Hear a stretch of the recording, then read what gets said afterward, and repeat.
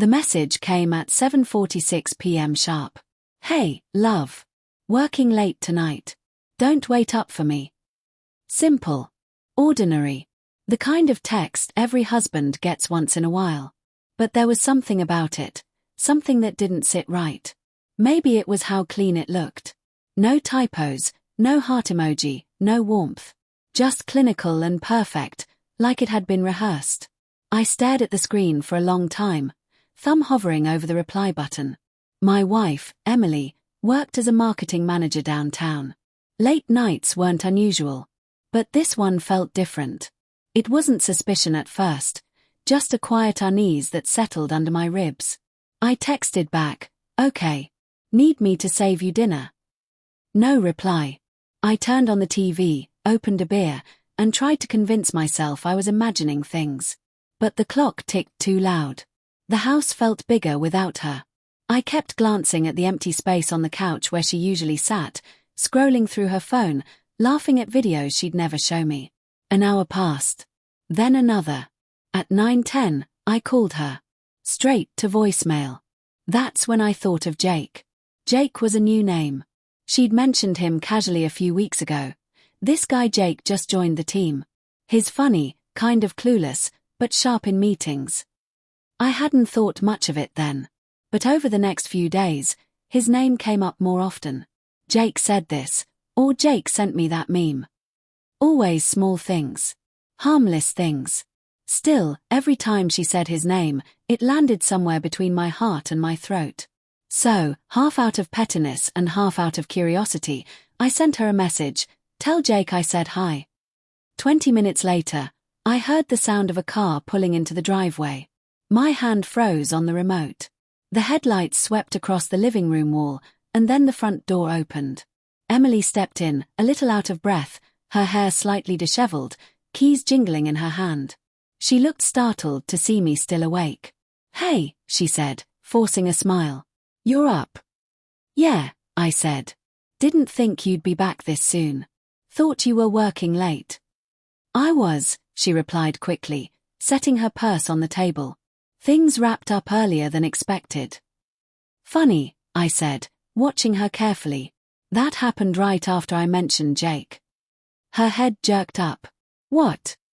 I texted you. Told you to say hi to Jake. 20 minutes later, you're home. Coincidence? For a second, something flickered in her eyes. Fear, guilt, something I couldn't name. Then she smiled, but it was too tight. You're overthinking again, Matt. Maybe I was. But I couldn't shake it. She moved past me toward the kitchen, mumbling something about needing water. I caught a faint scent as she brushed by, cologne, not perfume. Sharp. Masculine. Not mine. My chest tightened. Who were you with?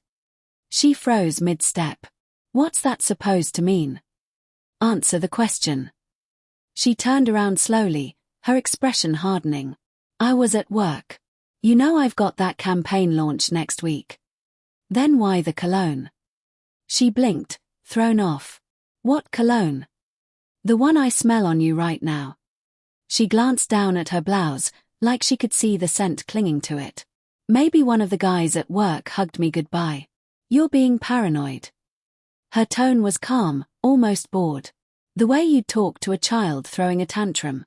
And that condescension, lit something in me. I didn't yell.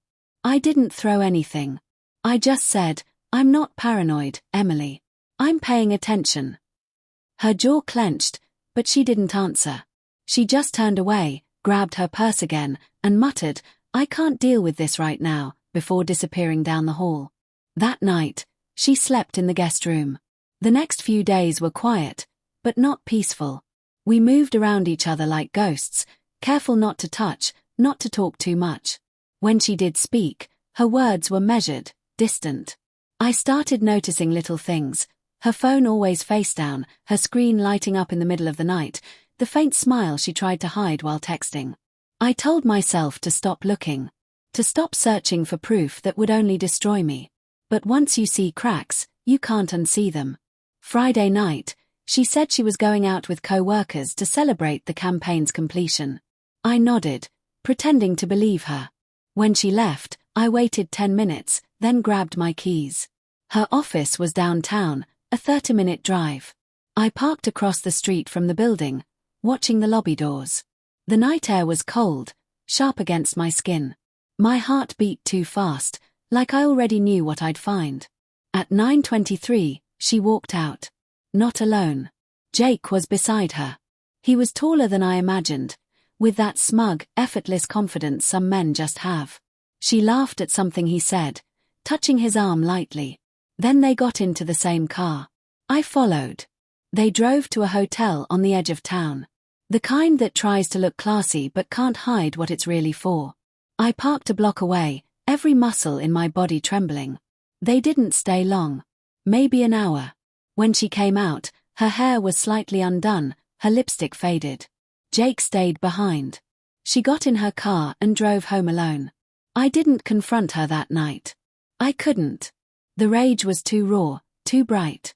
I sat in my car until sunrise, the steering wheel cold beneath my hands, trying to figure out when exactly love had turned into this. When I finally went home, she was making coffee, humming softly like nothing had happened. "You didn't come to bed," she said, without looking at me. "No," I said. "I couldn't sleep." She turned, smiling faintly. "Maybe we should go away this weekend. Get some air. You've been tense lately." That's when I realized something terrifying. She wasn't sorry.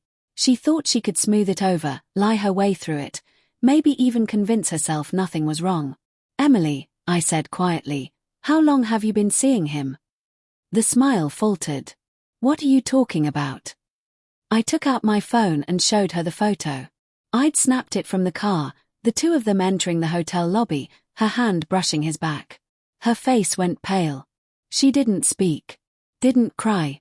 Just stared at the screen like it was a mirror she'd been avoiding. "I followed you last night," I said. My voice was calm. Too calm. I needed to know the truth. She opened her mouth, but no words came. "Finally," she whispered, "I didn't mean for it to happen." "That's the thing about betrayal," I said. "No one ever means for it to happen. It just does. Because you let it." She started crying then, soft, broken sounds that once would have shattered me. But not now. Something inside me had already died. I left before she could say another word. That was 3 weeks ago. I still see her name sometimes, glowing on my phone screen.